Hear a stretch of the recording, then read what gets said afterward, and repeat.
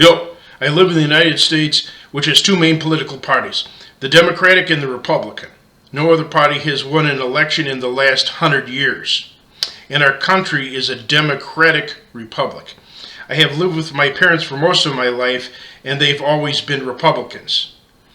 My father's parents used to live with us too, and now I live alone. As of last week, I just moved out.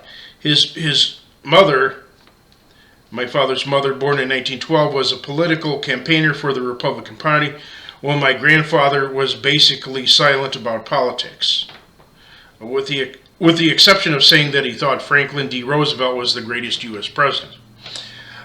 I was not close to my mother's parents, so had no idea where they stood politically. My father also thought that FDR was the greatest president, though Roosevelt was a Democrat. My earliest memory of politics was as a young child, perhaps 6 years old, where my mother brought me to a political rally.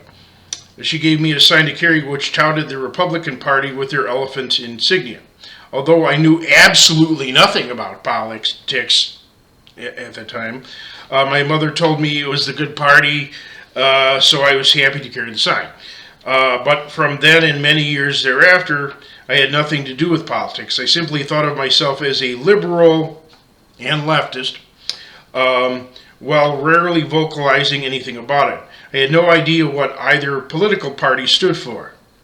Now, what most people don't know is that the Democratic Party started as the more conservative of the two parties, and the Republican Party began as more liberal than the Democrats or Democratic.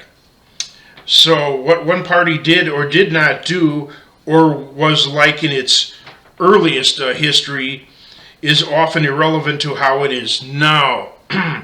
Today's Democratic Party overemphasizes democracy or the will of the majority of average citizens. Now, there's a so-called quote-unquote Green Party, but don't be fooled. It's basically the Democratic Party with a few minor changes.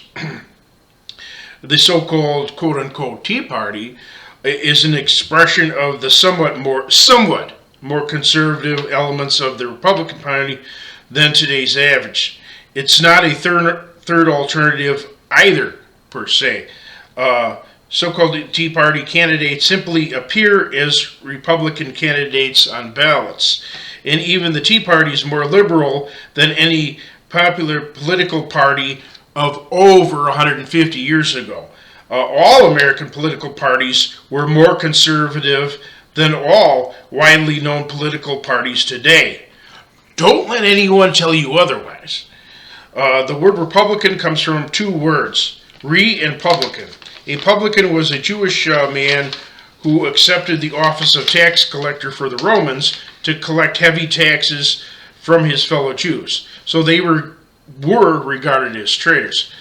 The word or words publican and publicans appear 23 times in the King James translation of Christian scripture. Re means to go back or backward, as in recall, and so on. So to be a Republican means to oppose taxation which you consider unfair. So Republicans consistently want lower taxes than Democrats, and what naturally follows, their desire for smaller government. Don't let anyone tell you otherwise. It's very basic things here.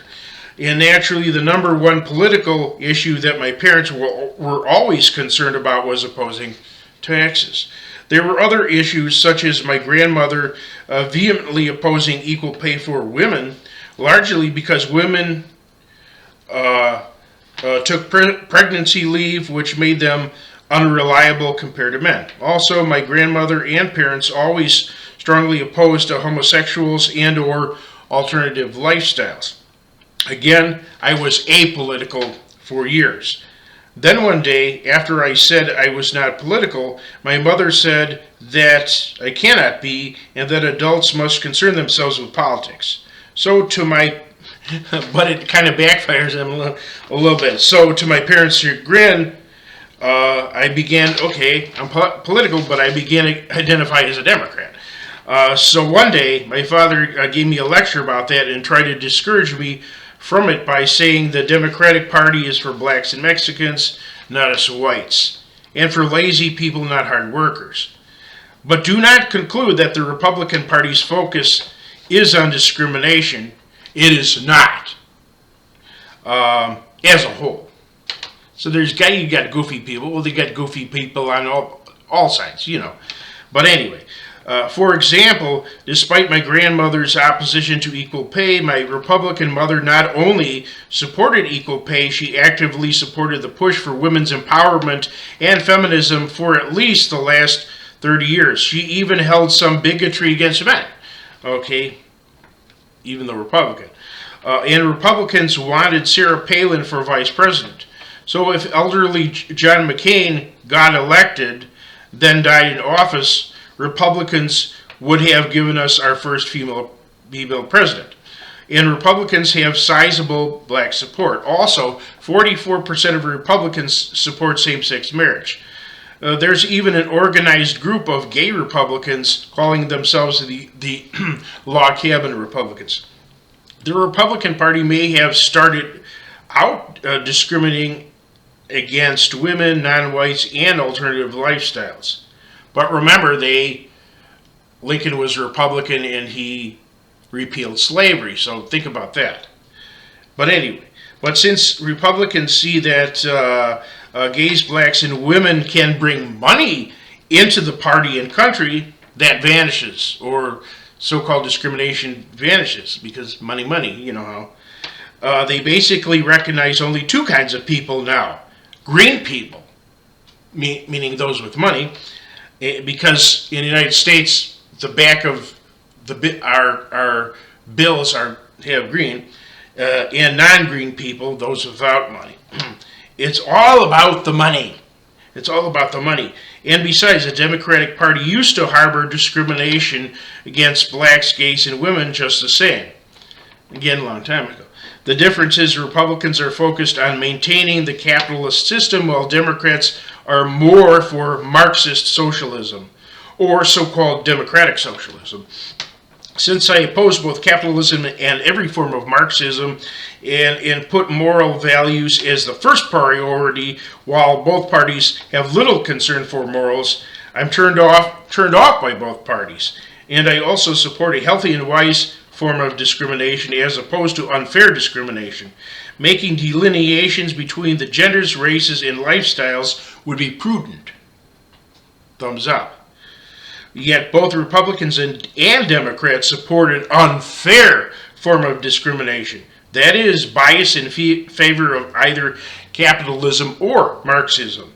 Though I'm unhappy with both parties, I voted Republican as the lesser of two evils. And I believe that the greatest U.S. president was Republican Theodore Roosevelt. They call him Teddy, but he hated the name Teddy. He got offended by that.